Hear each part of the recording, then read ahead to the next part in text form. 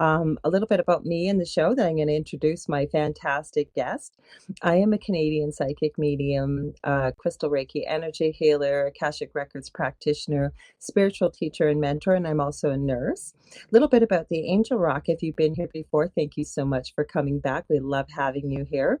Just as a little reminder, our UPRN main channel you may be used to. YouTube has decided to shut that down right now. So where you can find us right now is on UFO Paranormal Radio. All you have to do is look that up, and I'd love for you guys to join us and keep an eye on the chat. So if you've got questions or comments, I like to make people that join in live part of the show. You become kind of like our little family here. So a little bit about the Angel Rock. If you haven't been here before, I say I cover all aspects of the supernatural, but anything. It could be ghosts, could be the paranormal, could be the law of attraction, the power of positive thinking, past life regression. And speaking of that, I have a fantastic guest for you. I'm going to give a huge shout out first to Joe Montaldo, who is the owner of UPRN. He is also our producer. He does all the hard work, so I can just sit and chat and enjoy my guest. And the guest that I have tonight is courtesy of a mutual friend, I'm sure, of both of ours, because I know you know him, Gavin Lee Davies. He always sends me the best guests. So who I have tonight is Steve Burgess, and a little bit about him. He's a hypnotherapist from the UK. He's conducted many thousands of past life regression sessions, and his book details some of the incredible healings his clients have experienced as a result of past life therapy. Each of the clients' stories are vividly retold using the words they spoke whilst in trance in the regression sessions. And it says they paint an exciting picture and describe in detail the events that took place in the past lives, often giving a fascinating insight into life in former times. And the book is actually called The Power of Past Life Regression. And welcome, Steve Burgess. I'm so happy to have you here. Thanks for having me, Lorilei. It's very kind of you to have me. And I do want to give you huge kudos, because just before we went live, folks, it's 2:20 a.m. in the UK right now. So thank you so much for being here. It's okay. And I haven't even got my pajamas on. I'm actually still wearing proper clothes. You could have worn your pajamas. That would have been okay.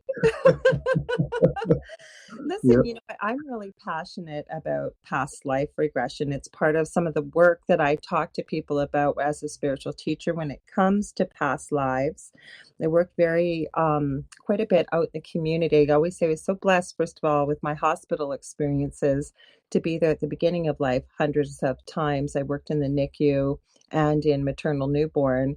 And then I worked in the community as a nurse, and I worked in palliative care. And you get into some interesting discussions with patients as they transition from this lifetime into the next, including what you see. But I strongly believe in past life regression. But I want to hear about what got you into this. What started with this, and why were you drawn to this type of work?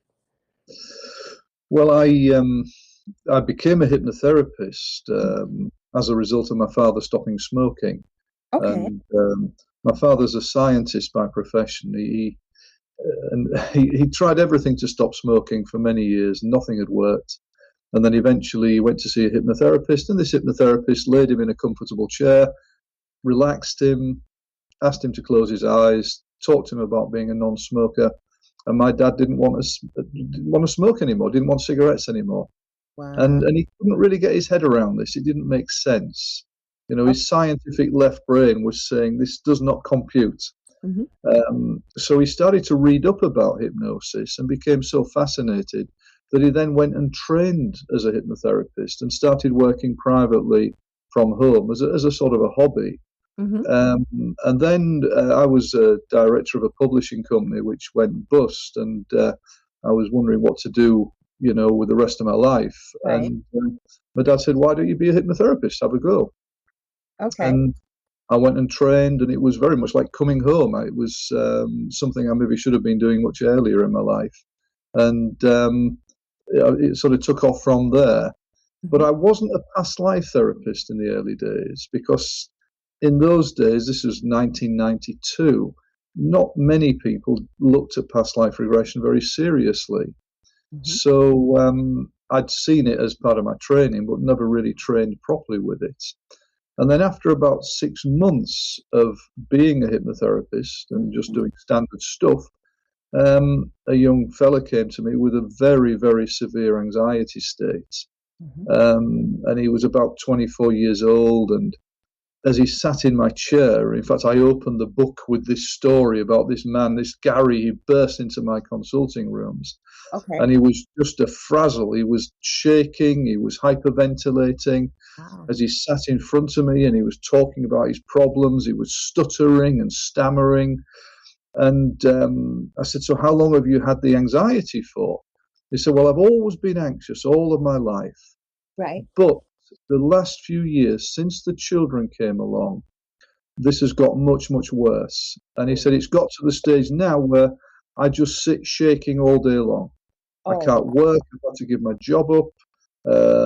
I'm just a bag of nerves. I've tried medication. It didn't work. It made it worse.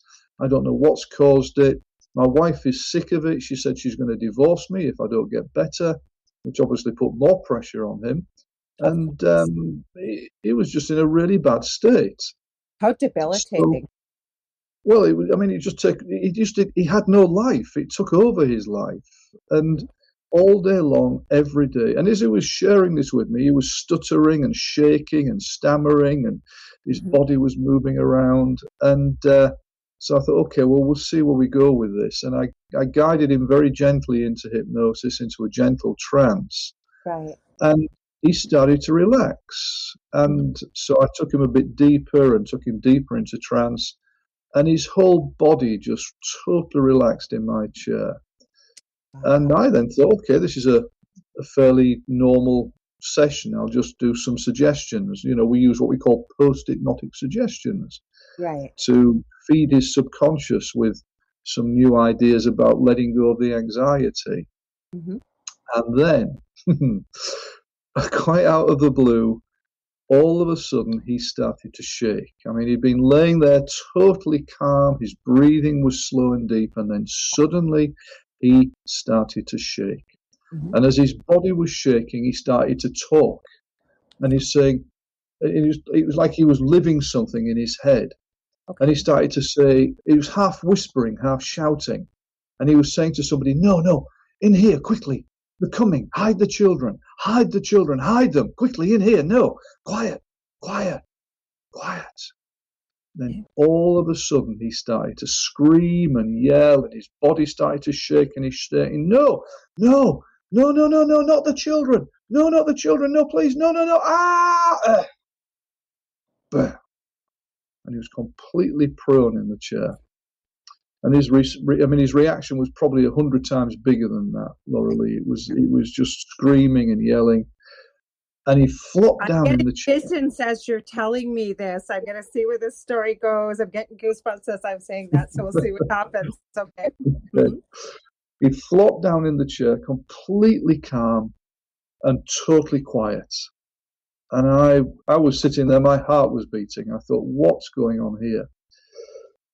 I said, how do you feel? He said, I feel wonderful. I feel absolutely wonderful. He said, I just feel completely calm. So I thought, I don't. But he was good. Yeah, that came out of nowhere, right? And like he said, 100 times worse than what you've done here. Yeah. And so I said, what was happening? He said, it was as though I was in another body, in another time. He said, I was a man, and my wife and my children, we were hiding from soldiers. And we were terrified because if they found us, and he said, we tried to hide, but then the soldiers found us. I think they were Nazis, he said. I think they were Nazis. I saw that. I'm getting the goosebumps. That's what I was seeing. Nazis, and they're trying to hide the kids, and they came bursting through the door, right? And they killed them all. They killed them all, shot them all. Yeah. Yeah. So. And I haven't read your book yet. No, you haven't, not yet. Yeah. So he was laid in the chair. In the past life, he was dead. So I said, so how do you feel, though? He said, I feel wonderful. He said, I've never felt this calm in my life. Wow. He said, I just can't believe I just feel so relaxed. And, Lorilei, his problem was cleared. It was fixed in 10 minutes. A lifelong problem, which had got worse and worse. And of course, he said it had got worse as the children when the children came along. because his subconscious mind was connecting to the past life where he had the children and they died horribly. And his problem was completely cleared. And it was a shock to me. I thought, well, why don't I know something about this? Right. This is very important. I should know this. And so I'd managed to get some information from American associations, regression associations in the States, and then started to work with past lives more and more. And over the years now, after 29 years, I've created a very structured form of regression therapy where, using the client's subconscious and the answers it gives me, we can find out not just are the past life causes to problems, but how many past lives. And we can find out lots of other information as well. So, having done now thousands of past life regressions over the years, for me, it is such an incredibly powerful healing for so many issues, for virtually any issue that we have as human beings. And I've detailed all this in the book. These are my clients' stories of what happened in their past lives and how they got better from the problems that they brought in the first place. Now, I understand about why this works. I've actually studied, not that they're related, but near-death experiences for about 40 years. I've really done started to really get into a lot of study about past life regression. You are now another resource. So I'm so glad we've connected, because I've tried to explain this to people, and you meet them all the time. They've got this pain, or they've got this fear or phobia or anxiety. It can be anything in life, and they've tried everything and nothing will resolve it. Or their back is against a wall and they have no other choice. And it's like, what do you have to lose? And again, there's a Canadian fellow that I've had on your last year actually, and he's been doing it for about 25 years. And he believes exactly what you said, and I believe this totally, because it works. Now, what I'd love to hear, and I understand why it works, and I know you do, but for our listeners, maybe they've never heard this term before. They wanted to know more about it when it comes to regression. So again, we're looking at past lives. People may think, well, I thought that was just like one of those woo-woo topics that, for hippie guru types. So why does this work, and what is it, Steve, for our listeners and our viewers? Okay. Well, maybe if I sort of explain a little bit about what hypnosis is, first of all. Absolutely. And hypnosis, because many people get the wrong impression about hypnosis. They think it's something weird or supernatural or paranormal. They've maybe seen stage hypnotists who are humiliating people, or they've seen stuff on Hollywood movies. And it's just nothing like that. I mean, hypnosis is a completely natural state. It's something we all go into every day, at least 24 times a day, without realizing. Absolutely. So a trance, and that's the word we use, is a natural state. Anybody who drives a car goes into trance every time they drive, well, virtually every time they drive the car. Anybody who goes on, in English we call it automatic pilot in the car. Yes. Yeah. That's hypnosis, that's trance. When we're drifting into sleep and we're drifting out of sleep, that's trance. When we daydream, that's trance. When we meditate, even, meditation and trance are sisters. So it's a natural state. And what most hypnotherapists like myself are trying to do is get over the fact that there's nothing to fear. It's just a process where we go inside ourselves. And as a rule, we relax in trance. So what I tend to say to my clients, think relaxation, and we're on the right track. Think relaxation, and you're not going to be in a coma, you're not under anesthetic, you're not under my control, you're not going to be floating around the room with your eyelids closed. There's no levitation involved. There are no angelic voices singing in the background. I apologize. I have slow internet. We're getting that fixed on Thursday, so it'll seem like there's a pause. Most people know watching or listening, but if I happen to accidentally speak over you, I apologize. I want to give Zach Man a shout out. He's one of our regular supporters in one of my shows. So hey, Zach Man. What I wanted to add to definitely verify 100% with you about hypnosis. First of all, I was trained, I was going for surgery when I was in my late teens, and a lot of pain medication I was allergic to. So I had a pediatrician allergist who, this is back in the early 80s. He had a computer and it was a biofeedback device, and I had to learn how to relax enough to be able to control this very simplistic video game. I was Mm-hmm. hypnotized. But the other gentleman, you may know him, Chris Lee. He's Canadian. His wife is actually from the UK. She's a psychic medium, but she's a Canadian. There's many people that do this work, and it's very Yeah. important. But the reason I share this, he asks you as a host before you come on the show, there's no pressure.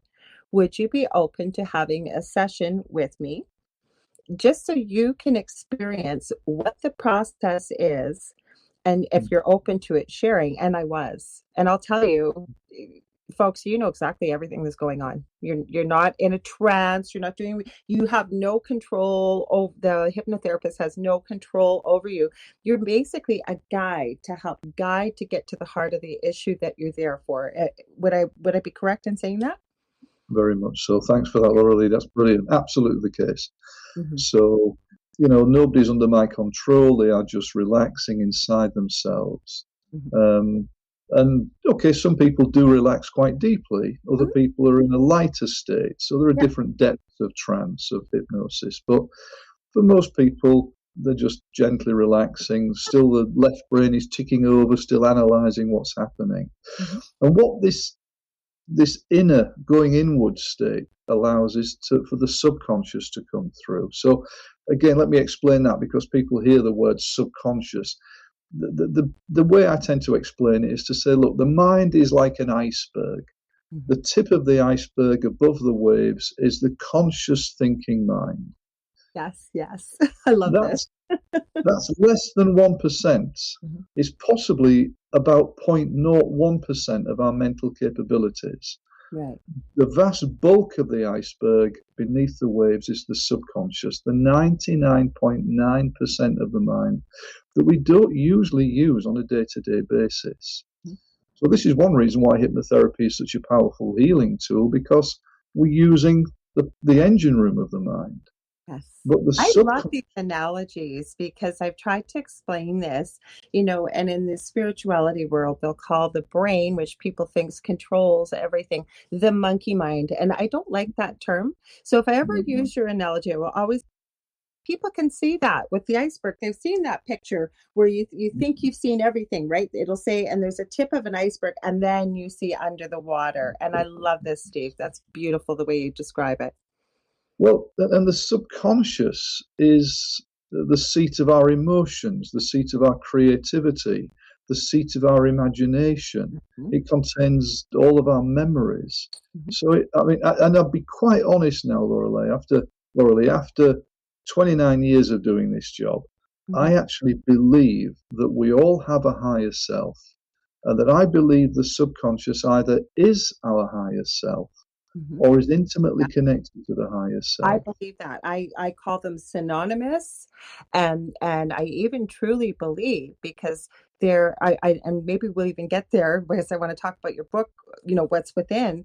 But I'd love to know if you even get into future regression sometimes, so how do we know that if the subconscious does not know all, including that we've had thousands of past lives, all of us, and how do we know that? Right? How do we know all that stuff? I believe the subconscious knows everything. That's why I make it synonymous with the higher self for my teaching purposes.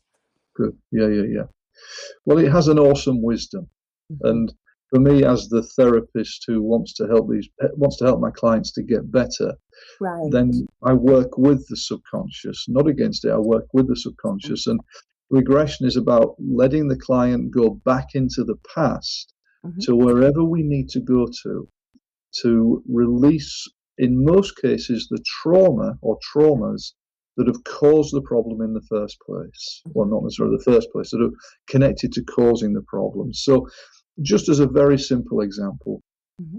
I had a client who came to me with a dog phobia. She had a phobia of dogs. Right. And she was terrified of dogs, Lorilei. I mean, this wasn't somebody who was a bit scared.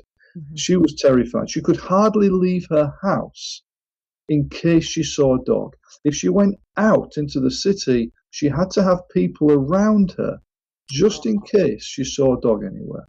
Mm-hmm. This is a big phobia. And I asked her in our first session, what's caused this? She said, I haven't got a clue. I've had it all of my life. Okay. So I guided her into trance, and her subconscious indicated, because I use a technique where the subconscious uses the client's finger to signal to me. Okay. And it indicated that when she was a child, something had happened. So I guided her back, regressed her back while she's in trance, while she's resting in a relaxed state in the chair. And she went back into a memory that she had no conscious memory of. She'd forgotten this, she'd repressed it. But she relived a memory when she was about 2 years old in this present lifetime, when Mummy took her as a little toddler to the park. And Mummy put her in a buggy. I don't know whether you call them buggies in the US. Carriage, a stroller. I know what you mean by a buggy, Yeah, though. okay. In the olden days, we call them tansads in England, but it's a pushchair, whatever, buggy. And she strapped her in. She strapped the little girl in and takes her to the park. Now, at this stage in the session, my client is really very calm, and she said, "Oh, we've come to the park now." She's got her eyes closed. She's sharing with me what she's reliving. And she said, "Mummy's taken me to the duck pond, and she's left me at the duck pond. She's gone to talk to a friend." And then my client was very quiet for a minute or two, and her head was going around as she was looking in the park. And then suddenly she started to do this in the chair. Mm-hmm. And I said, "What's happening?" And she said, there's a dog. There's a big dog, and it started to sniff me. And I don't like it. Go away. And she whacked out of this imaginary dog. And the next thing, she started to scream and scream and scream. "It's bitten me, it's bitten me." And the dog had bitten her on the face. Aww. Now, of course, she was trapped. She couldn't get out of the stroller. Mm-hmm. So, which made it worse. Now, of course, Mummy runs across and shoos the dog away.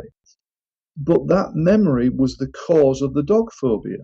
Mm-hmm. So we release the trauma, release the emotions, because all of our problems, and this is the regression model, all of our problems are caused by locked in feelings and emotions from past traumas. Mm-hmm. Release the trauma, the problem gets better. Yes. And that's what happened. She cried for a while, then she calmed down. At the end of the session, she came out of trance. I asked her to think about dogs, and she was okay. And the reason she wanted the phobia fixing was because she was about to go on holiday to come over to the States to stay with her daughter who had a dog. And she said, "Last year we went and the dog had to be put in kennels for a few weeks." She said, "That's not fair on the dog. Right. That's not fair on my daughter's children." So anyway, about maybe 2 months later, 6 weeks, 2 months later, there was a knock on my office door. And this lady was there with photographs of herself in the States on holiday with her arm around this ruddy, great big dog. I love it. Zach, So, go ahead. Sorry, go ahead. So that's the concept of regression. So just one more minute, if that's okay. No, take your time. Like I said, please don't. Everybody knows that watches, and like I said, our internet is finally getting upgraded on Thursday. So, like I said, that's why I wanted to let you know. If I accidentally speak over you, I apologize. Just keep on going. That's okay. I've spent all of my life with women speaking over me, Lorilei. I'm quite used to it. Okay. That's not on purpose, I promise. But no, so there are 3 areas that I regress people to. First of all, this present lifetime. And Right. most of us carry emotional baggage from this present life. Mm-hmm. Secondly, past lives. And thirdly, into our ancestors' lives, because we can also inherit trauma from our ancestors in our bloodline, from our parents and grandparents and great-grandparents, etc., etc.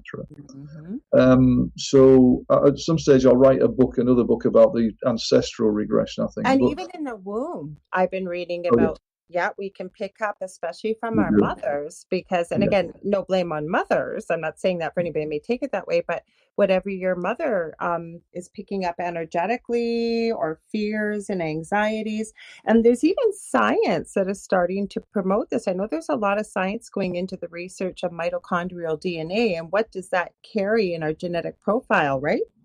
Yeah. Well, my understanding is that the ancestral regression is scientifically proven. Mm-hmm. But I'm not a technician. I sort of leave that to technical people. I'm just there to get people better. But we often do rebirthing. We take people back to relive the birth in this life, to relive and re-experience birth trauma, to release birth trauma. and also guiding people back into the womb to re-experience being in the womb. I had a client, a gentleman who came with a very bad anxiety state, and it was one of the causes was when he was in the womb, and he experienced this when he was in trance. His father tried to abort him by punching his mother in the stomach. And while he was experiencing this in the session, it was very dramatic, and he was rolling around and crying, and he was trying to get away. So he carried that trauma all of his life. So yeah, the body remembers these things. I mean, you talked a little bit earlier about pain. So many physical problems and mystery pains are caused by blows in past lives, deaths in past lives especially. So a lot of past life therapy is about releasing death trauma.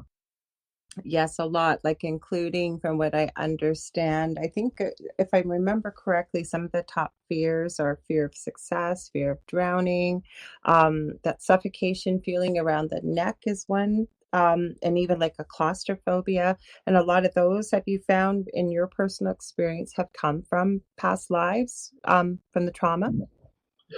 My estimation, I've done over 15,000 therapy sessions now, so I've done a lot of work. Expert experience. Exactly. I'm not sort of making this up.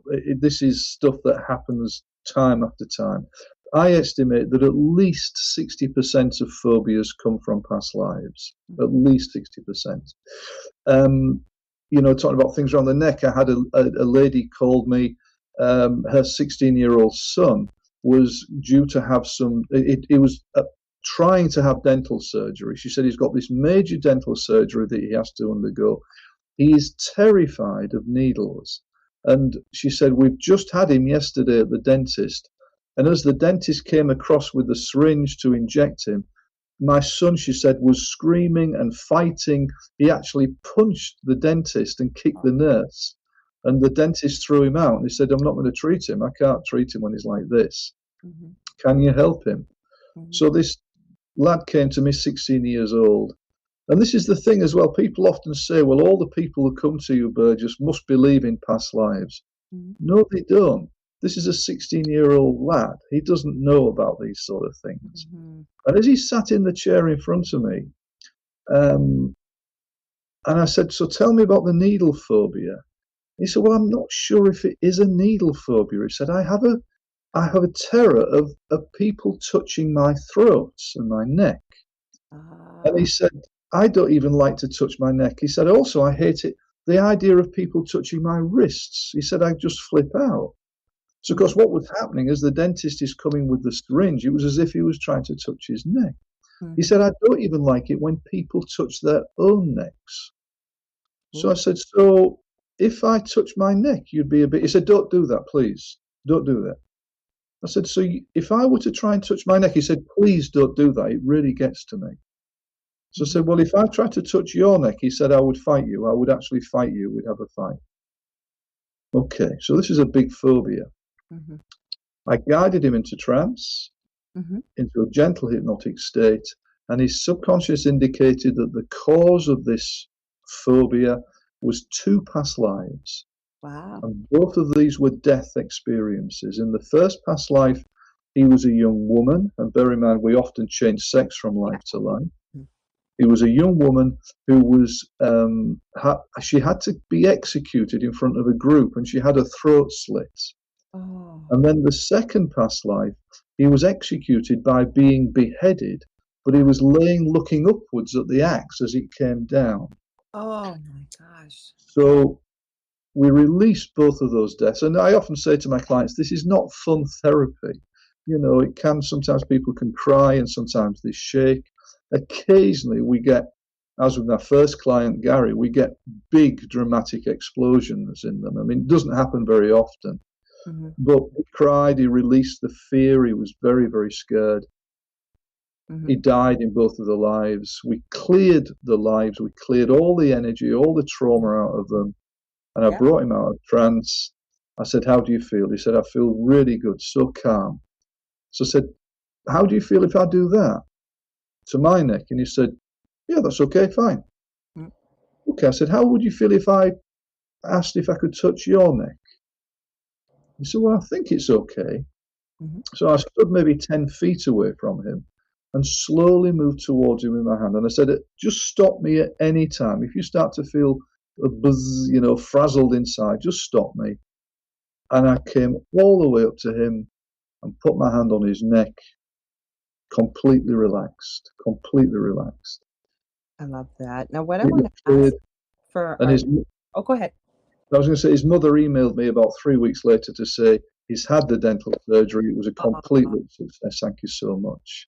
like, this is life changing, but what I want to ask you, because I know there will be people thinking this, that as I understand it, for myself too, because I'm a chronic pain sufferer and I'd gone with the other session, I'd lost all the feeling in both hands completely. No reason, just out of the blue. And I witnessed the death. I guess it was way back, like I don't know if it was caveman or what, but I was rolling. I'd been pushed off the edge of a ledge and I was rolling down the rocks. So it explains why I've got a lot. I didn't release all the pain, but it did fix my hands. That was the one reason.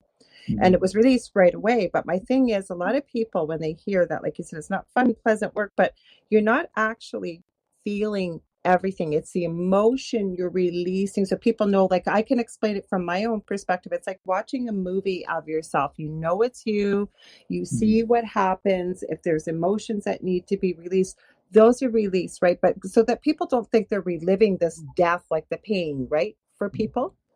No, it's very unusual to relive pain. It does occasionally happen, Mm-hmm. but it is unusual. In most cases, it's about releasing Yeah. the fear, the anxiety, the sadness, the guilt, the anger, the negative emotion that we have locked in. But some people do experience the pain. But if they do, then it's okay for them to do that because it releases it. And Mm-hmm. remember, the subconscious protects, so it doesn't. It doesn't. I mean, I often say to my client, some clients they do talk about past lives because they don't want to do past lives because they don't believe in past lives.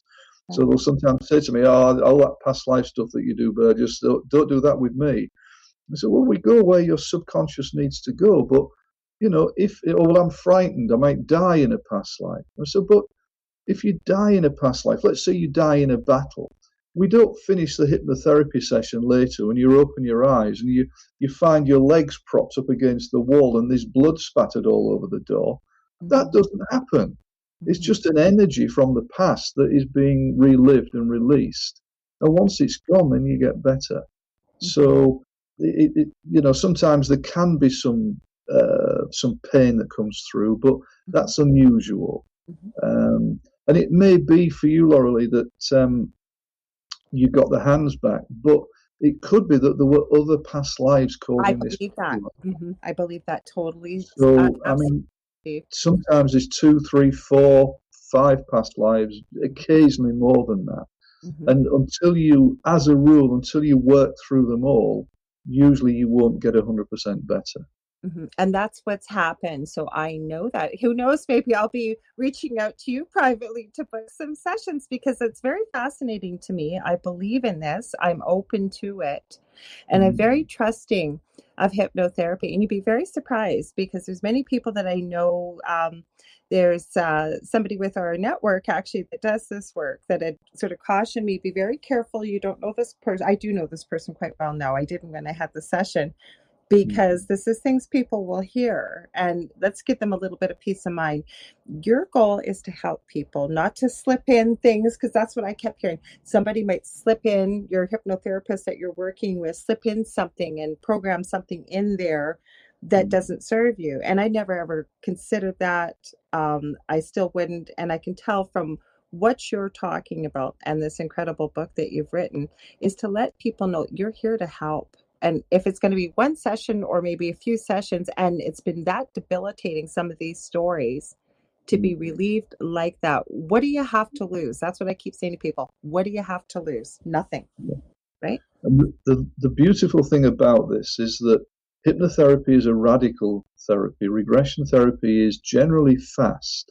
So, it's not like, in the States, many people have psychoanalysis, which can go for years and often with no real benefit. Right. Well, the good thing about this therapy is if it doesn't work, it doesn't work quickly. Mm-hmm. And that means that you don't have to have years and years of therapy to find it isn't going to work. We will know within a few sessions. Mm-hmm. And of course, nothing works for everybody. Mm-hmm. There's no such thing as a 100% cure. Mm-hmm. But, there's always that sort of safety net that you don't have to waste lots of money and time if it isn't going to work. And I'm always very honest. I always say I have an honesty clause, a no bullshit clause. I just want to get people better. That's what I do. That's Mm-hmm. what I'm here on earth to do. And so it's my job, man. Mm-hmm. No, and I love that you say that, because I always kind of cringe when I hear people say it works 100% or this works. Nothing is infallible. Not people are different. Everybody's different. And Yeah, so I have great respect that you said no, and the fact that I want people to hear this, because again, I end up not counseling professionally, but coming for readings or whatever it may be, or healing sessions, and say it's not responding to crystal Reiki, or somebody's got I know somebody right now that is has to have surgery, and they're in a lot of pain. And with what we're going through in Canada, and I'm sure you can appreciate as well being in the UK with the present situation. And I said, why wouldn't you just consider having a session, see if it might help with even some of the pain, that you don't need to have maybe your surgery right now. It's not a life-threatening surgery, but it's going to be a whole joint replacement. And I said, if you could just put it off, what have you got to lose? Yeah, you're going to pay for a session, but it's not like you're going to be paying, through the nose. Like, what do you got to lose? Right? yeah, That's what I say. yeah. Mm-hmm. And I mean, one of the stories, certainly in the book, which I like to share with people because it is Absolutely. dramatic, Mm-hmm. is a client who came to me with a severe back pain. Mm-hmm. And she was a lady who was a magistrate in the UK, so Okay. she's not into all this sort of spiritual woo-woo stuff. It's not her. But the back pain was getting worse. She was in her early 30s. She couldn't train anymore to the gym. She was putting weight on. She was depressed because of the pain. She was depressed, so she was overeating, putting more weight on.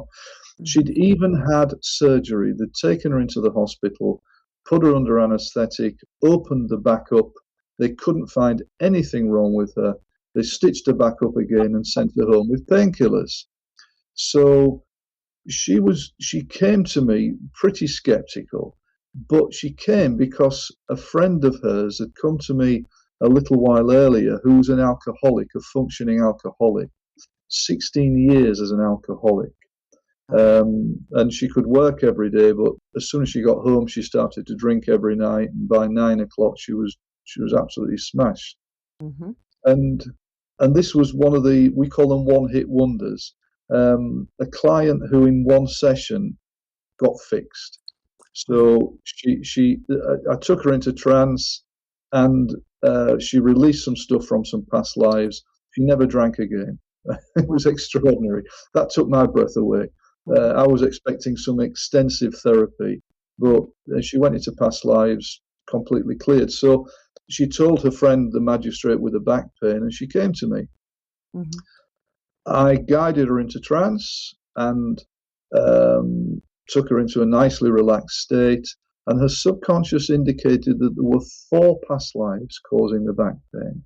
Mm-hmm. The first past life was the big one, and it had all the energy in it. And she basically went back into a past life as a young Nazi officer in the Second World War, a male officer.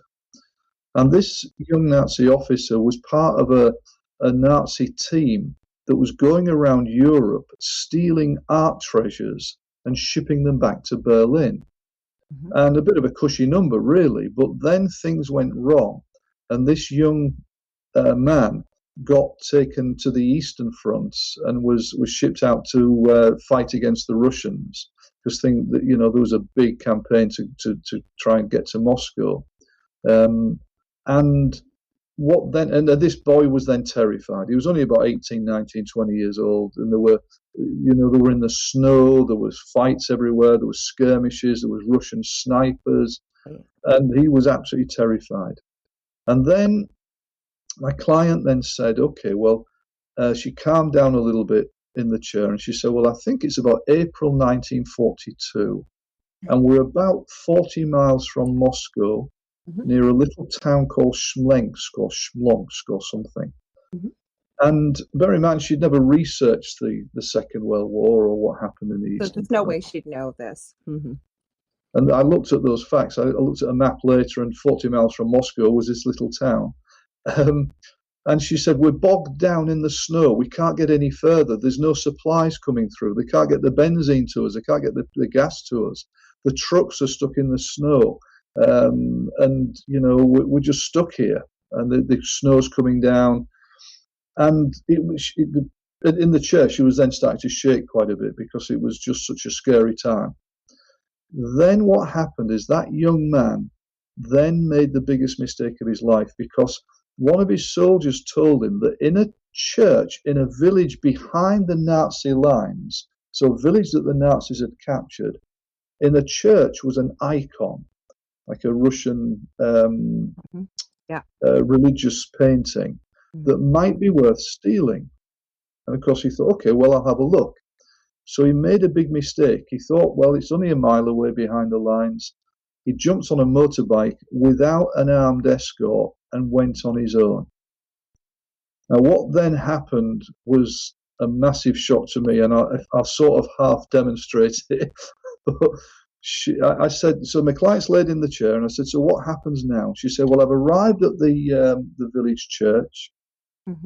It's completely deserted. The streets are deserted. There's nobody about. She said, I'm getting off the motorbike and I'm looking for the entrance. And then suddenly she went, ow!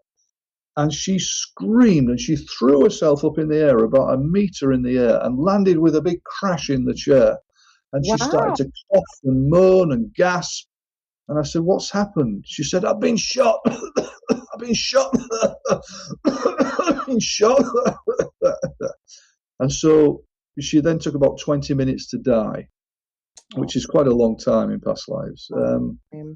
Guided her through the death, and of course then she went into spirit and experienced deep calmness.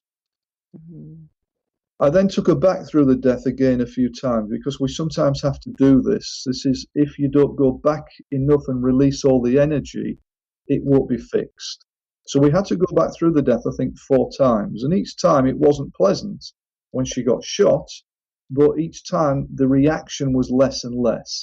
So is that how you gauge it, Steve? Is by back? Okay, go ahead. Sorry, go ahead. No, it's fine. It's a great question. And either it's faster, the death, or there's very little energy in it. The 4th time when the bullet went in, she just gasped and went, oh, and she was dead. Guess where the bullet went? Her spine. Exactly the place where the pain was and the problem was. Okay, she came out of trance and she was shocked. She was shocked, as you can imagine. But she came back to me a couple of weeks later to say that the back pain was probably 75 to 80% better. We cleared up the other 3 past lives really with a few sessions. We did a bit of work on releasing depression. The back pain completely disappeared as though it had never existed. So mystery pains are usually past life injuries, usually. Okay, here's a good one for you, because we hear this question with past lives. I've had to explain this, and I don't do this work. So, and you've explained things and shared things so beautifully. So what it is, say you've got chronic pain, you had an accident, a car accident, you hurt your neck. 10 years later, we'll use my example. I was a nurse visiting a community. I was visiting a trailer park. I went through the side door of this particular trailer. It was a big hoarder's trailer. I was there just to do a dressing. That's it. And very nice gentleman, but a very poor area of my city. I didn't even know this trailer park existed. But where I had parked, I said to him, would you mind if I use the front door, please? I said, it's closer to my car. And he said, oh, by all means. I kid you not, as I open the door and I step out, I have my 40-pound bag with me because I had to carry quite a bit of stuff. There was a hole in the front steps covered by a rug, and I fell through and shattered all my discs. So I haven't been able to ever return to nursing again. Now, Mm. I believe, even as a healer, that the human body is capable of healing itself, but because of what we either carry from past lives, encounter in this life, whether it's traumatic, energetic, spiritual, what have you. Mm. So and I have some work to do myself. We all do. And I know that this can be clear. So that's why I Mm. shared this. It wasn't for pity or anything. I don't even usually tell people this story. But what I'm saying is you get people that believe, okay, say I had this accident. 25 years later, still in the same shape. Now the body should have been able to heal itself, right? So this is what people will say. Well, this is from my accident. This is why I'm this way. But what's your experience? Are you finding that there's still things from past lives that are contributing from preventing a total and complete healing? Is that Sometimes, yes. is that Sometimes, yes. So, I mean, quite often, if you were to come to me as a client and we do a session yeah, online, as you know, I do all the sessions online now. yeah, Um, I'd be looking, first of all, probably to release the trauma of that yeah, particular accident all mm, those years ago and absolutely. see if that improves things. But there's always this possibility because we've lived so many lifetimes that we have patterns over many lives. Yes. So there's a possibility that a similar injury has occurred in a past life, which also needs releasing, Hmm. because then the energy that's locked in your energy field in this life can be Yeah. released fully. So for me, we'll do both. We'd work on this life and to see if there's any past And life I trauma. apologize for using myself. I didn't mean it, but I'm comfortable sharing that rather than say somebody else's story that someone had shared. But this is something, again, when I'm talking to people, because I really believe in this work. I really, really do.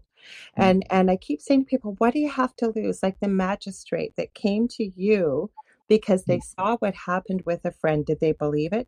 No. But when they came out of trance, right? And look Yeah, what happened. yeah. And I mean, I'm at 29 years I've been doing this. And Mhm. 29 years ago, when I first read Louise Hay's book, You Can Heal Your Life, I Yes. thought, what a lot of nonsense, total nonsense. It's not. Well, it's my Bible nowadays. Yeah. The older I get, the more I think she's got it right in about 85% of cases. I honestly do. Mhm. So, all physical problems in my world have emotional causes. Mhm. I All physical problems have emotional causes. So, when in order to heal a physical problem fully, work on the emotional stuff which is underpinning everything. Mhm. Um, so, if I can give you a couple more examples Oh, of this. please do, because I'm just looking. You had sent me some of your questions, and I try not to do that. I like to go where the That's okay. conversation's going to go.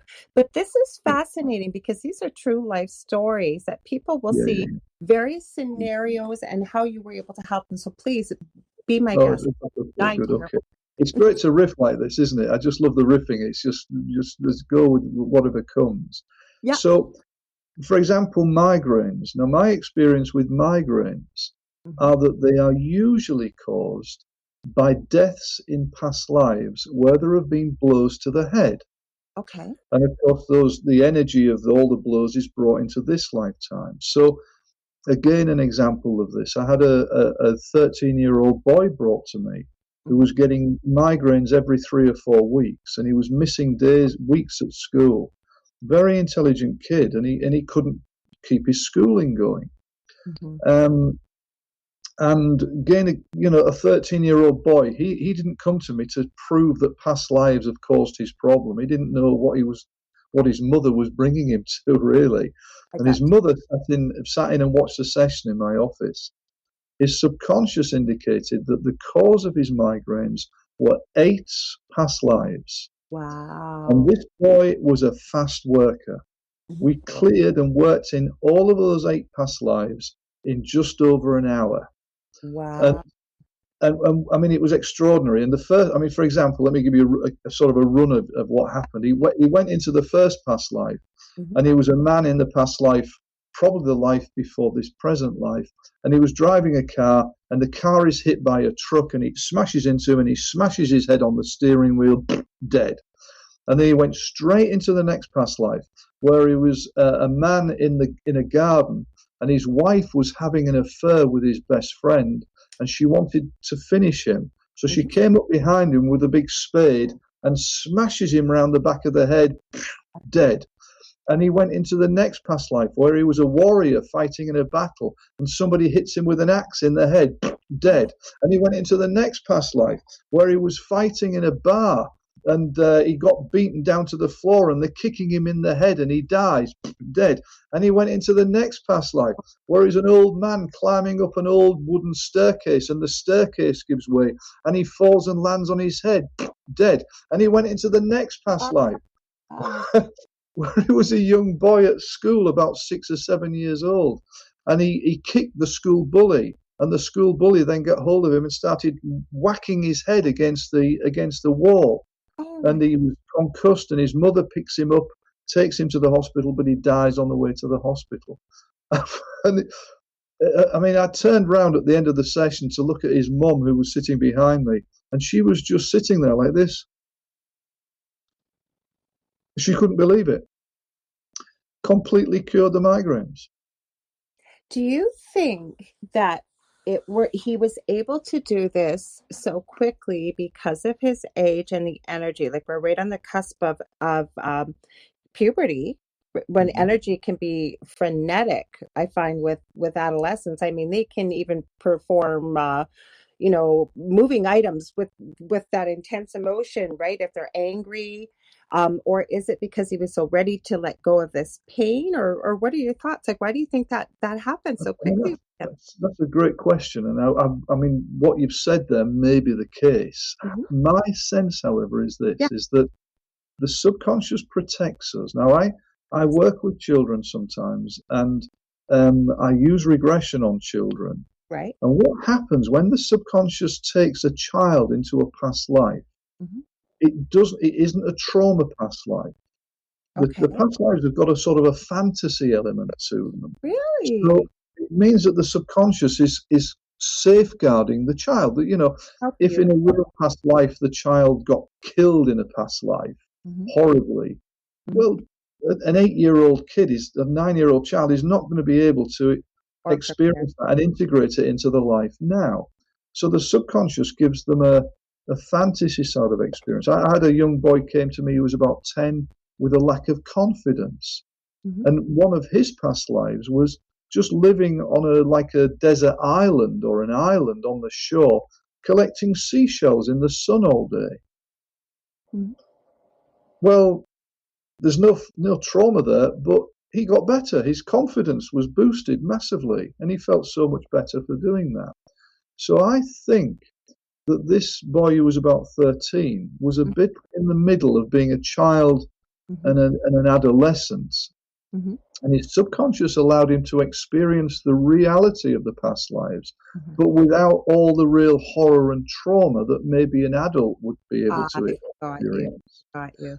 Okay. So it's sort of a middle way thing, really. That would be ask you to revisit back with children. I guess what I want to ask, when you're talking about the fantasy, and say there is something, because I love that you work with children, because children experience many of the things that we do as adults, and we tend to think, well, they're only a child, that it's no problem or whatever. But they experience exactly what we do. So do you have any cases that you could share when you're talking about this fantasy? Like, you talked about the island and the seashells, but it is from a traumatic death or something. And I love that. So beautiful that our subconscious protects that young child. It needs to. Otherwise, you create another problem, right? So that's right. Yeah. I mean, another boy, again, with a lack of confidence and an anxiety state, and he had a past life.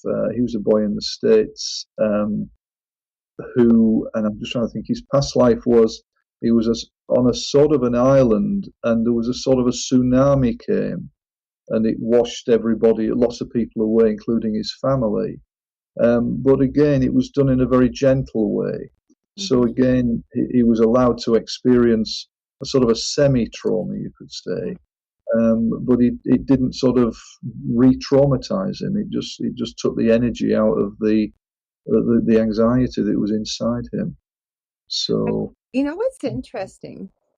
And I don't know if this is, I don't believe in coincidence, but I'm going to say a coincidence. Both of these children you've mentioned are almost the same age.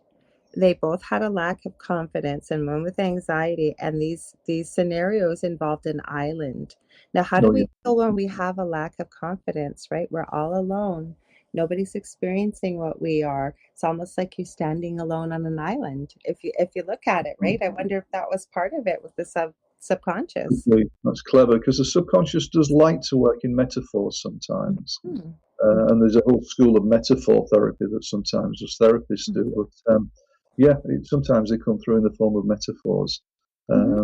So, anyway, but physical pain. So another example of physical pain. I'm one of the few therapists in the world who was taking part in hypnosurgery, where I took a client into trance and we did major surgery in a hospital without any anaesthetic. Oh, I got to hear more. I got to hear more. So this isn't in this book; it's in my next book. But Okay.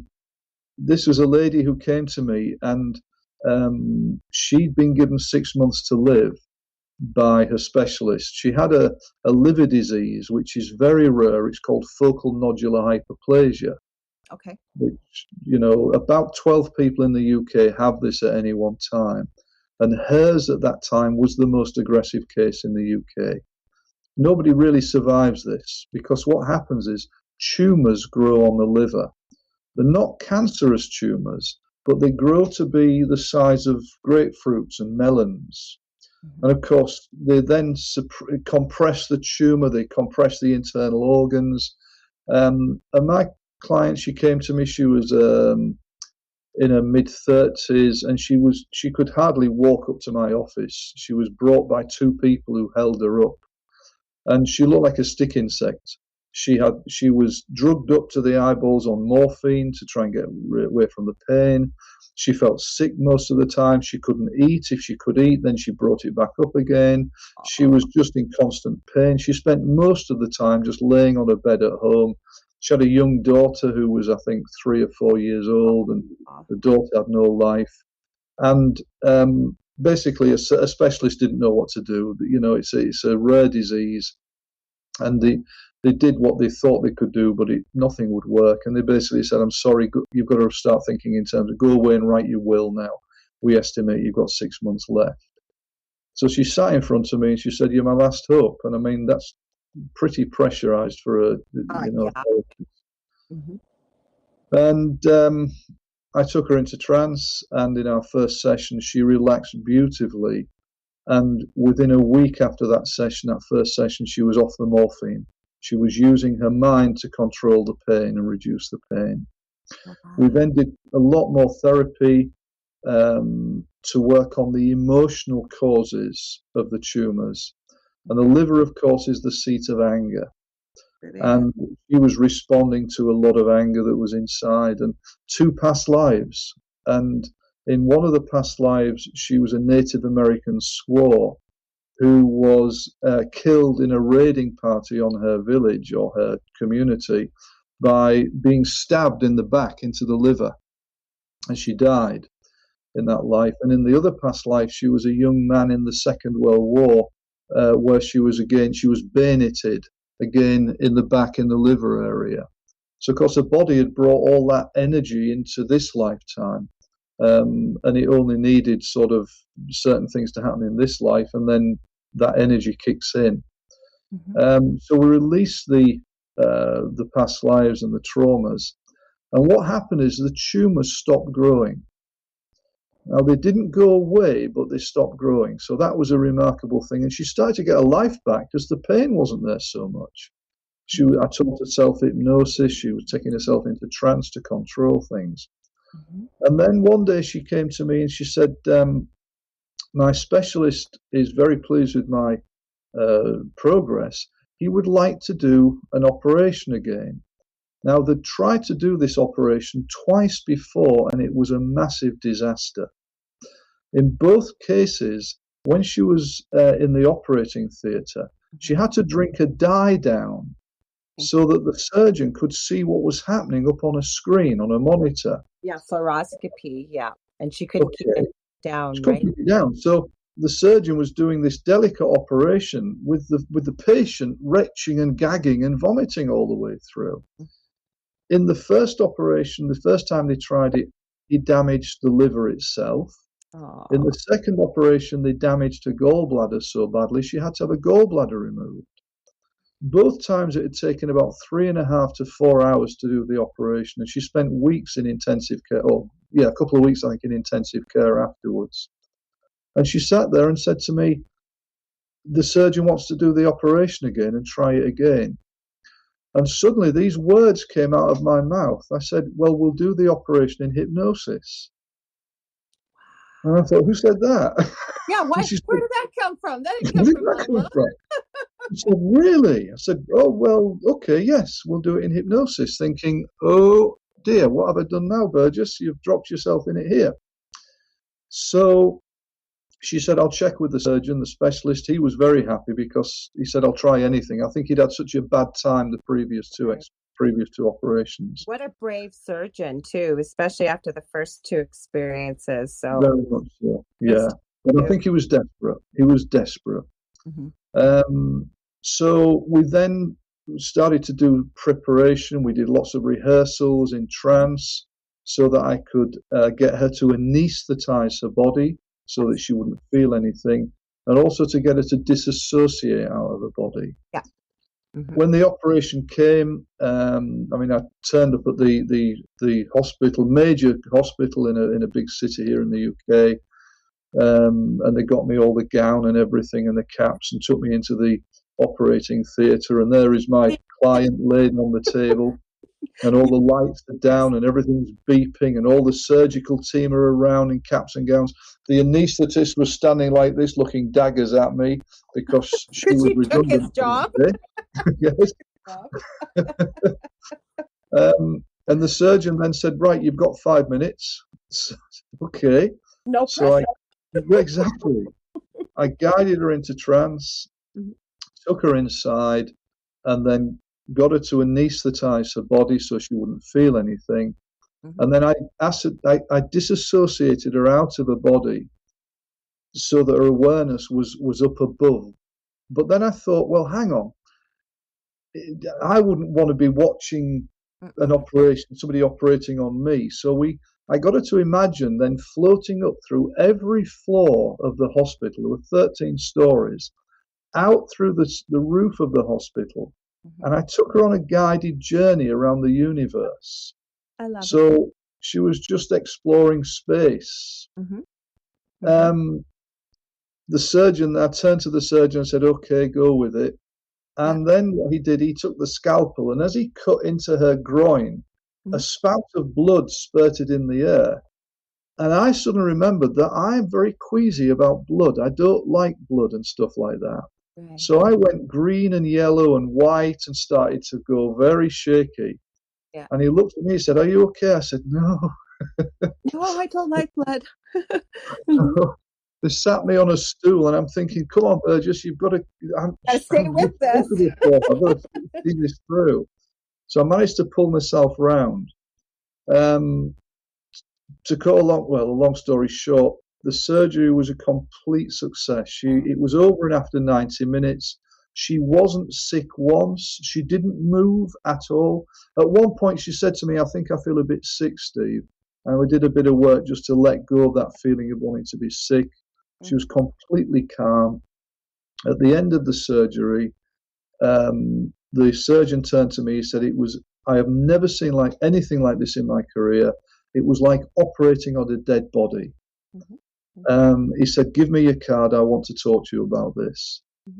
Well, I'm still waiting for that telephone call 25 years later. Oh, you've got to be joking. Come on. Well, we all must have seen what you did. I was just thinking that before you said that whole room between nurses. Now, nurses are usually more open-minded. I can say that because we see things. I'm writing a book myself about from nurses' perspectives, what we experience especially on the floor in the hospital, but also just before somebody passes away, because the things that we see, the things that we hear, they're unexplainable. And I've already got some incredible stories. And I'm also collecting stories from first responders, but especially from nurses, because we're the ones with the patients. We're the one that will be there.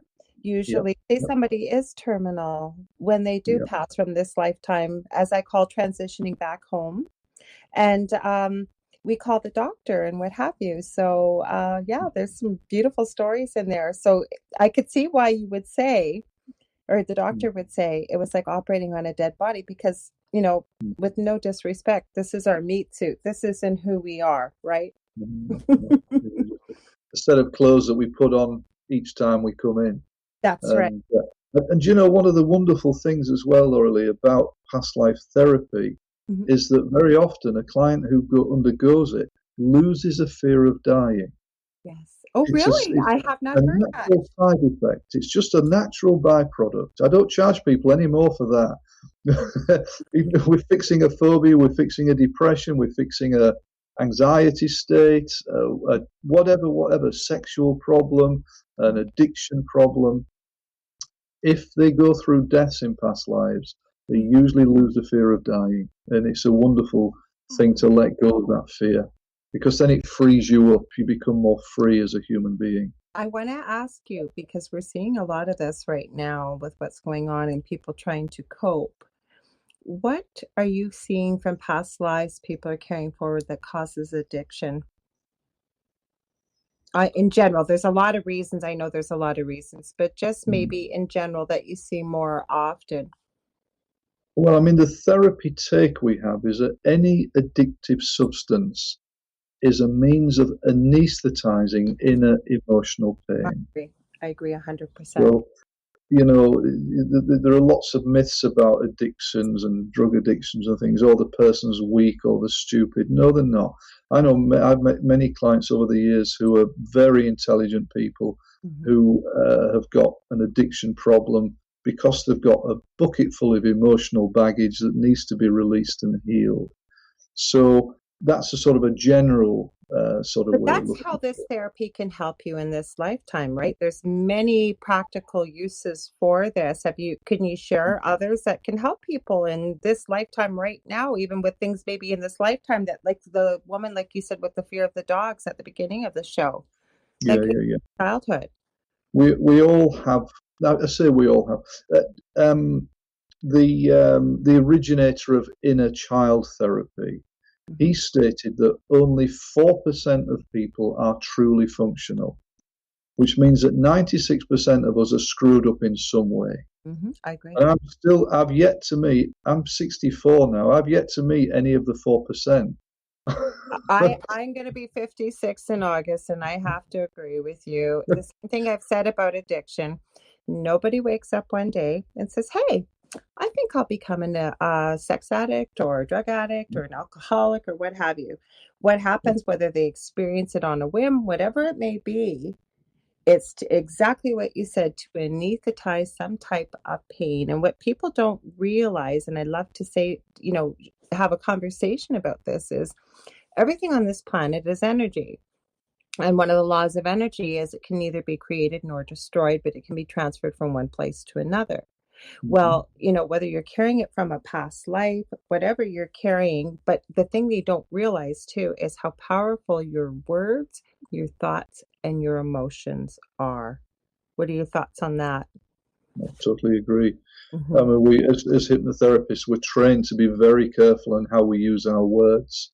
Because, you know, we're working with the mind. The mind does become more open to suggestion when a person is in trance. I mean, we're always open to suggestion anyway, because that's what advertisers do to us and politicians do to us and Big Pharma does to us. But we're always open to suggestion. But when we're in trance, the subconscious opens and it's more ready to accept suggestions about changing.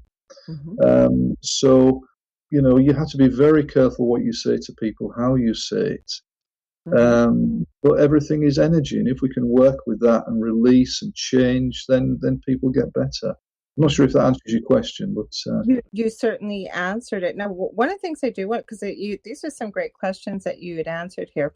We've talked about some of the people, and I know we still, this goes by so quick. We've only got a half hour. It's just flown by. I was so excited to have you on because I'm so passionate about this topic.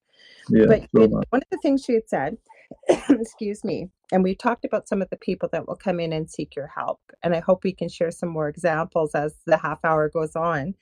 But what are the questions that they bring? We've talked about a few of them, but what are some of the questions that they bring? how do you mean questions? In what sort of ways, Well, Laura? I guess this was your number 3 thing. You said, what are the people, or who are the people that seek your help and assistance? And what questions do they bring? Questions more in terms of their issues. I think it's mainly sort of what type of issues that people bring, I and think it's a you're wide talking range. about skepticism. I don't believe in the concept maybe of Oh, and that type of and how thing. it can Okay. help them. Things Yeah, like yeah, yeah. that. Yeah. Okay. I mean, most people are there because they just want to get help, and so they're not all that bothered about how they get help. Just get me better. That's what a lot of people say. But there are some people who, think that the whole concept of past life regression is bunkum. It's not real. Right. It actually doesn't matter whether a person believes it or not. Mm-hmm. And even after they've been through a past life experience, they may still not believe that it was real, but they will get better. And even in the hypnotherapy profession, I mean, the work I do is actually quite controversial. Mm-hmm. Because even in the hypnotherapy profession, there are therapists who say there's no such thing as past life regression. Those people are imagining it all. They're making it all up to please you. And they're not pleasing me. Mm-hmm. But it's a glib pat away. They're not prepared to look at things in more depth. And I actually say if people who are skeptical about this would sit, I used to say in my office, but would sit watching my online sessions now, day after day, hour after hour, week after week, and they would see the extraordinary experiences and sometimes the detailed information that people come out with from a past life, and then the healings that take place. I believe they'd look at things much more seriously. They wouldn't be prepared to be so skeptical. They would say, there's maybe something very significant going on here. Mm-hmm. And so it really doesn't matter if a person is skeptical or not. They can still get better. And, some people would say it's just a historical metaphor created by the subconscious. I don't agree with that, because that to me it's not the truth. I want the truth. And if the truth is that these are real experiences, then just pretending it's a metaphor so that somebody, their belief system isn't upset, well, that doesn't, I don't agree with that. I don't For agree me, either. the truth. We have a good question in the chat, actually. You know what? I forgot we're on StreamYard. It came from Facebook, and I think it's a really good question. Would you mind if I share it? Please do. Okay, this is from Michelle, and she said, does your subconscious control whether you're ready to release she put controlling you? So what would be ailing the person for why they would be coming to see you? So the question is, what does your subconscious control whether you're ready to release what's ailing you or why they've come to see you? Okay, that's a really good question. It is a good question. Yeah. When I was reading it as you were speaking, I'm thinking, gosh, I don't know if I've ever really considered that answer, but it is a good question. I mean, one way to look at this is that our subconscious wants us to be well.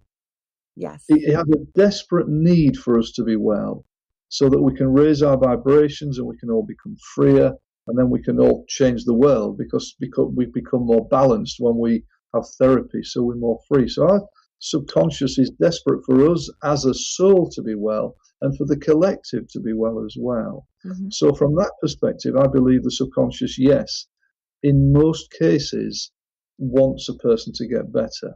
It doesn't make a decision to say, I don't want you to get better. Mm-hmm. What it may think, if you like, mm-hmm. is you're not ready for this information yet, or you're not ready to explore this trauma because it was too traumatic. Mm-hmm. So it may be that somebody's had a terrible death in a past life, mm-hmm. and they're not ready to relive it in this life. They're just not ready. because they can't integrate it. Maybe they're too fragile emotionally. Mm-hmm. But with my system that I use, I ask the subconscious, is it okay for us to explore this emotional stuff? Mm-hmm. And in 99% of the cases, the subconscious says, yes, please. But in about 1% of cases, it says no. And if it says no, we don't do the regression. I negotiate a little bit, but if it still says no, we don't do regression. I'll do some other therapy. I've got other therapies that I use that I'm trained in. But it's not about controlling things. It's about saying, I don't think you're ready, so we want to keep you safe. You know what my thought is, though, especially when you have a pain that comes out of nowhere or whatever, and you and I know that that very well can come from past lives.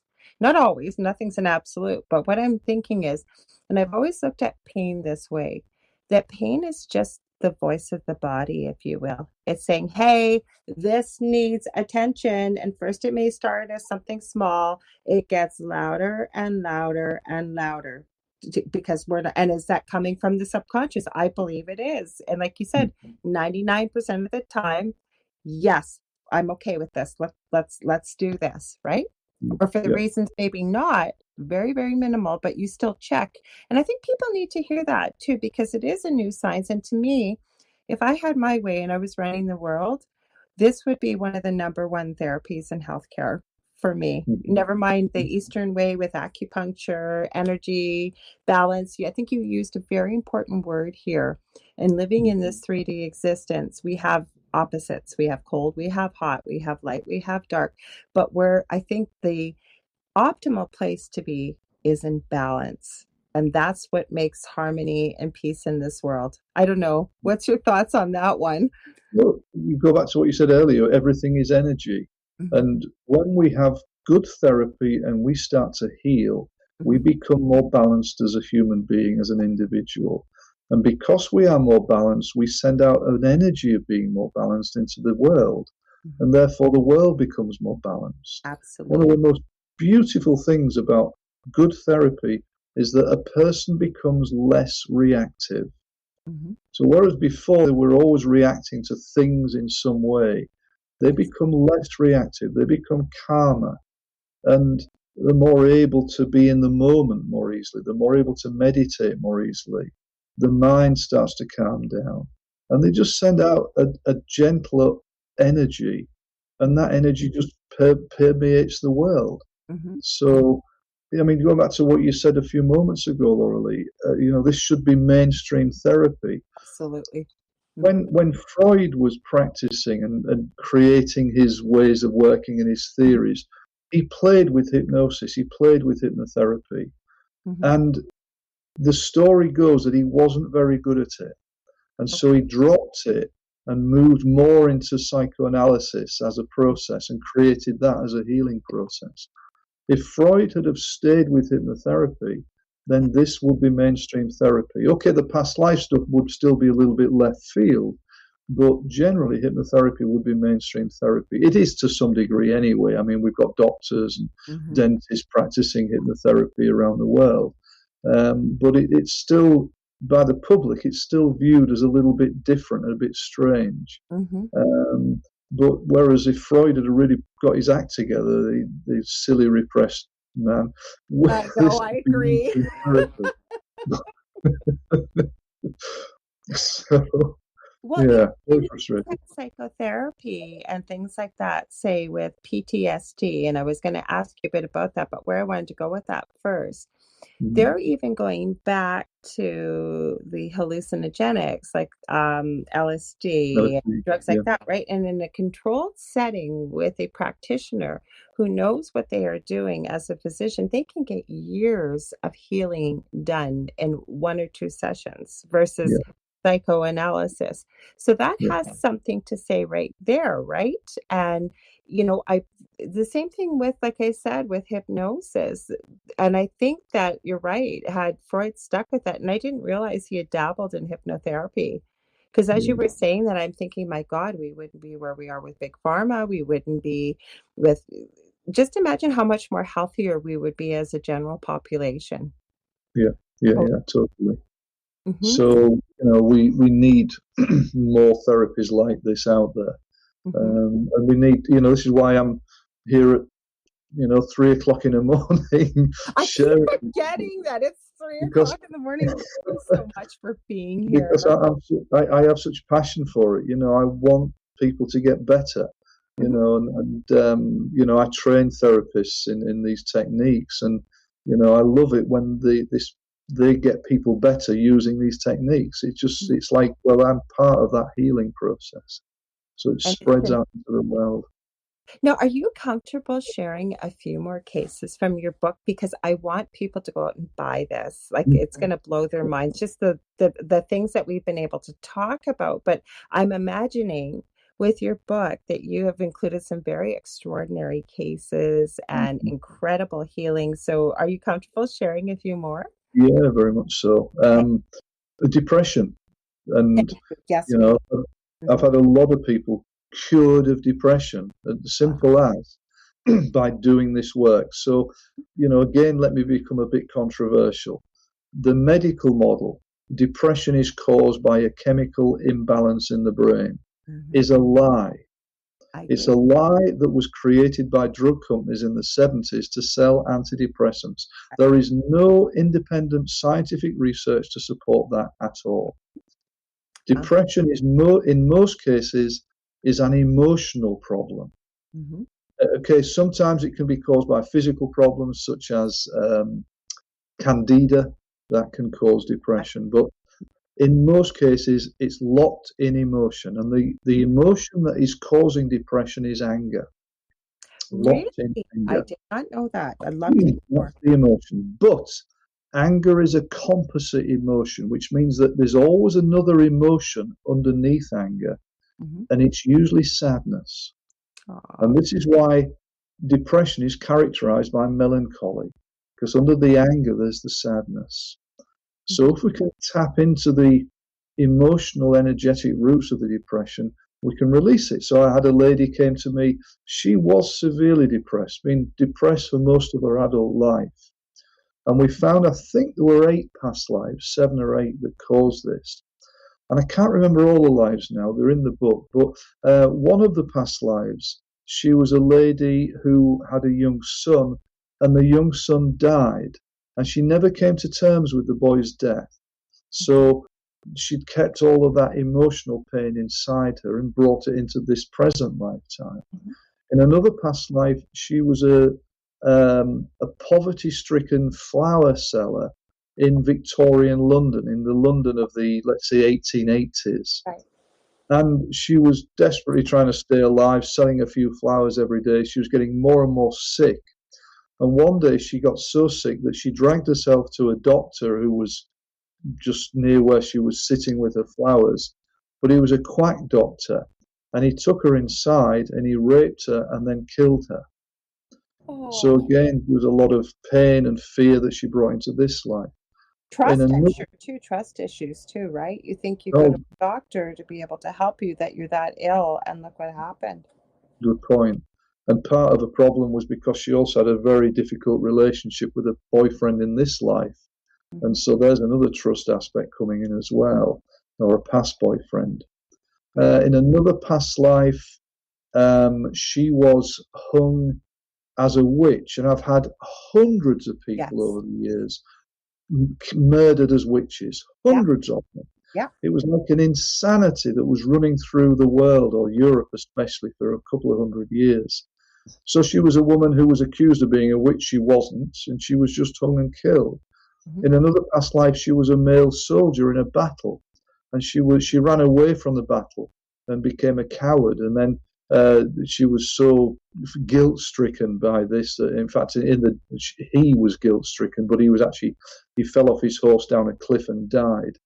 But those were just some of the past lives. So we released all those locked-in energies. The depression got better and better and better, and then it just completely went. And I saw her in the city a few times, several years after that, and every time, "How are you?" she said, "I'm fantastic, completely better." So that's depression.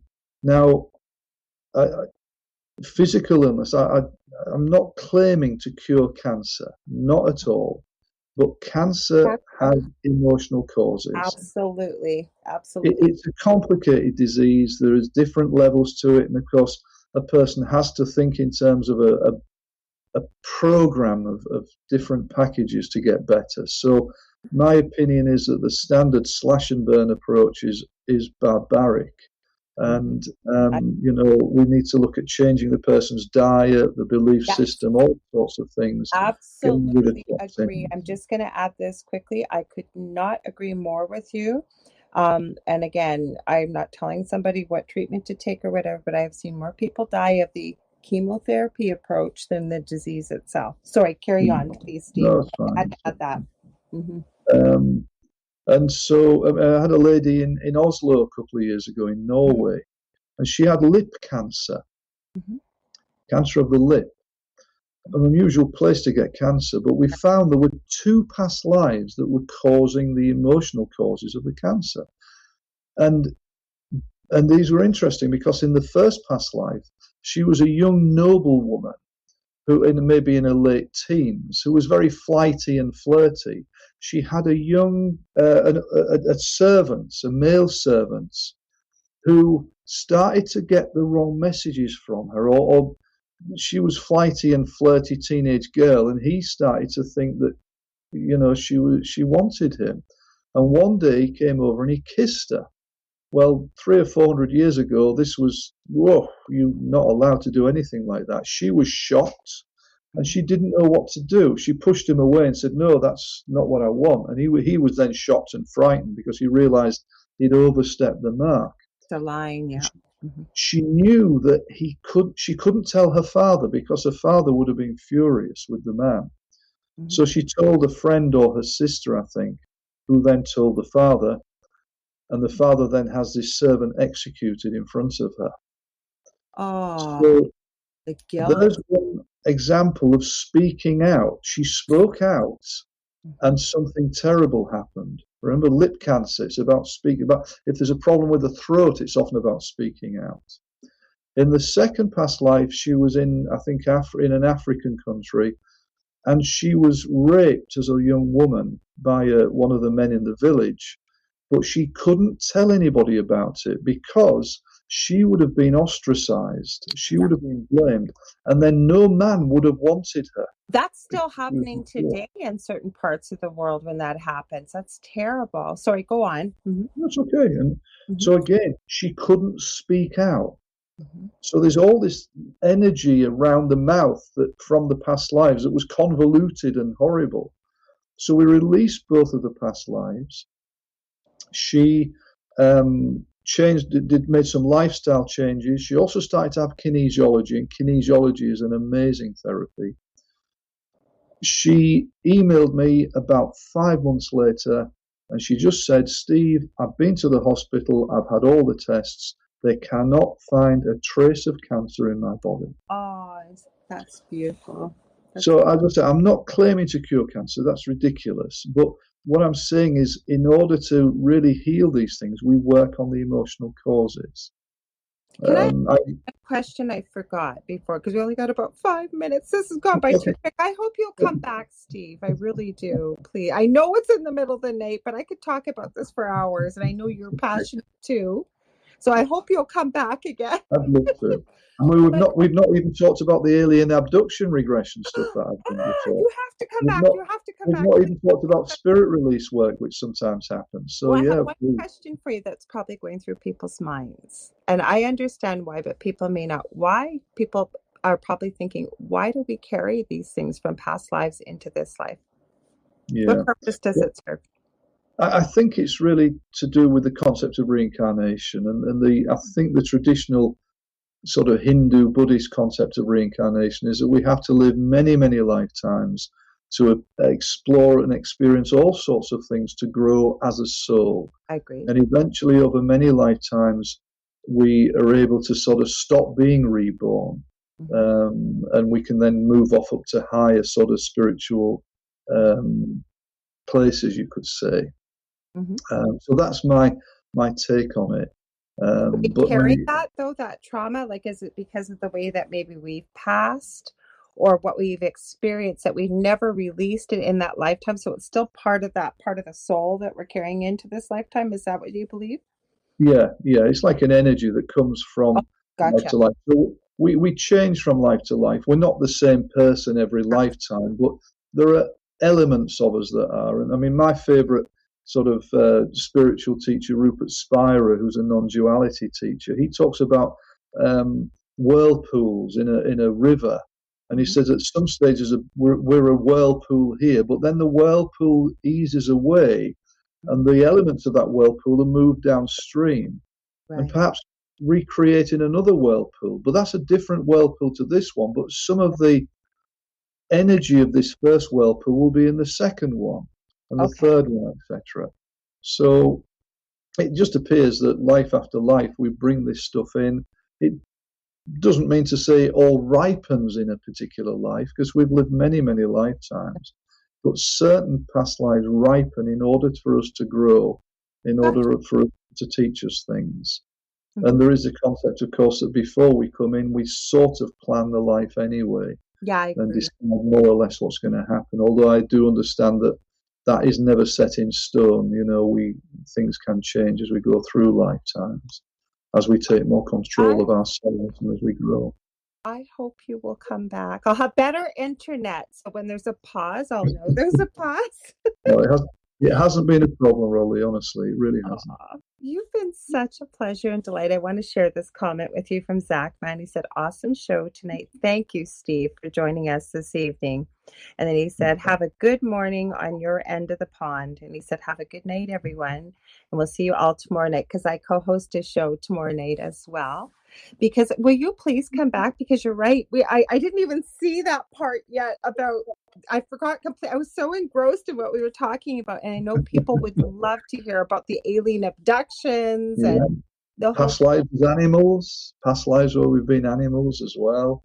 Oh, So yes, definitely. Because all my sorts of stuff son like that. I'd actually love to had hear that. very quickly, my eldest son, when he was a teenager, one of his friend's moms did a lot of different work, not a hypnotherapist, but I'm not sure what they did together, but they did a little bit of work. And at that time, I had heard from some of the mentors I was working with that we can't come back as animals. And I didn't ever believe that.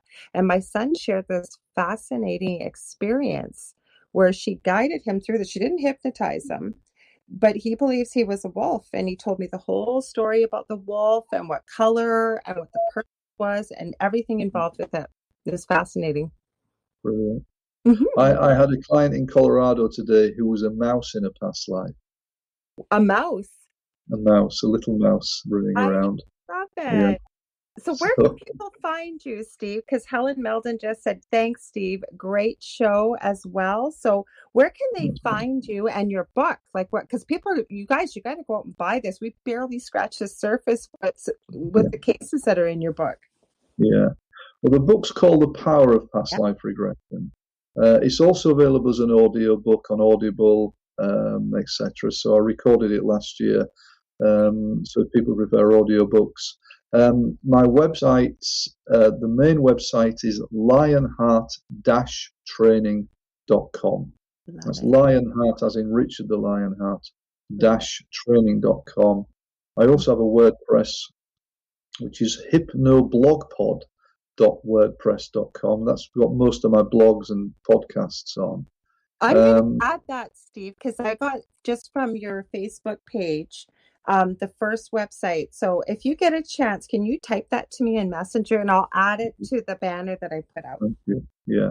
Mhm. Facebook is Power of Past Life Regression, but what I love people to do is to go onto my YouTube channel, which has got free hypnotherapy recordings on there. 21 free hypnotherapy recordings. I'm just one hypnotherapy out in the world, so they're all free. That is called Hypno for All, HYPNO, the number 4ALL, Hypno for All. 21 professionally recorded hypnotherapy recordings for all sorts of things: irritable bowel syndrome, anxiety, childbirth, smoking, weight loss, whatever. Just let people get on there and have a listen. And please subscribe because, it's nice to have plenty of subscribers. Mm-hmm. I So want that's a bit of me. on the bottom. You know what? Like I said, I was talking to Michelle and Amelia before we went live because we have a paranormal host chat that we do on Mondays. Friday night, it's politics that we do. But I was mentioning because their banner just happened to come up, and I said, "You just had Steve on your show," and they said, "Oh my God, we just loved him." And I said, "Well, I haven't met him yet, but I'm so excited and." Yeah. I can't wait to have you back on again, Steve. Thank you from the bottom of my heart, especially since it's the middle of the night or early morning, depending how I hope you can get some sleep. Time for bed now for me, and then I'll start work this afternoon with clients. So yeah. All right. It's Well, been a we real will be pleasure. in Thank you touch. so much, Lorilei. Thank you. Yes, it's been a real Thank pleasure. And thank you. you. Thank Have you a so much. great sleep. Get some, and we'll be in touch because I'm going to have you back because we got to talk about all the stuff we didn't get to just yet. Okay, there's bucketfuls more. There really I is. can't wait. Thanks, Steve. Thank Take you. My care. pleasure. Lots of love to you. Lots of love. Lots of love to you too. And to Bye-bye. everybody that's watching, or if you're listening on the replay, I send you all so much love and light. Like I said, I will be back tomorrow night from 9 p.m. Central Standard Time till 11 p.m. And we will be back with Tripping the Void with Seraphine Hurley. You can get a hold of me on facebook.com/The Angel Rock. And I want to say good morning, good afternoon, or good evening, wherever you may be. And again, sending you much love and light and gratitude for being here. We'll see you next week. Good night, everybody. We're still live. We always are a few minutes live till you see Joe messing around in the background. Thank you, Steve, so much. What a pleasure. That's kind. Thank you. It would be great. I love talking about this stuff. It's what I do. So. No, Gavin sent me your stuff. I just seen Past Life Regressions and I wrote him back. Yes, because I am really passionate about this. And I will be sending resources if you're okay to work with you, because I do really recommend Past Life Regression for a lot of people to see if that might be something that could be helpful, because I get a lot of people that say, like I said, Crystal Reiki's not working or anything or sometimes spirit will give that to me, that this is something that may be very helpful. So good point. Yeah, I understand that. So yeah, please do. I'm here. I'm very busy with clients. I'm very, very, very busy. I can't even imagine. It's it's hard to fit people in and live my own life as well. But absolutely. Well, no, I would think after this many years, like nobody's going to get in a week. But if somebody's really interested, and or even to check your channel out, that thank you for doing that. That's will help so many people too. I just think it's great that hypnotherapy can be out there, and it shouldn't be an elitist thing. If people really can't afford to see a therapist, at least the second best thing is to play some hypnotherapy recordings. So important. Yeah. You get some sleep. I'll hang out here. Joe hangs in. I don't want to keep you up any later. And I'll be in touch with you to have you back on if that's okay. I'd love to. Absolutely. Please do, Lorilei. Just send me a message. I'd be very, very happy to come back. Okay. Okay. Have a great sleep. Talk to you later. Yeah, good night. Bye. Bye. Now we are still live. Thank you, Helen. I see you signed in at the last minute. We're just waiting for Joe. He'll be signing me off. And then the next show will be on, I believe it's Dave Scott will be on very shortly after me. I think in about an hour from now. But we always have live stream recordings or previous archives playing if there's not one of our live hosts on here. So you can always be entertained on UPRN. Damn Skippy hippie. We're still live. I know. I was just coming to say hi. Oh, I thought you were on till midnight. No, I'm on till 11. Are you sure? I thought you was on a minute. Sure. I think you messing with me, man. He was awesome. And then he added at the last minute, well, we didn't get to the alien abductions. What? How did we miss the alien abductions? Well, that's why you bring him back. That's why you bring him back. Coming back. Yeah. All right. Well, let us get out of here so I can go night night. Mm-hmm.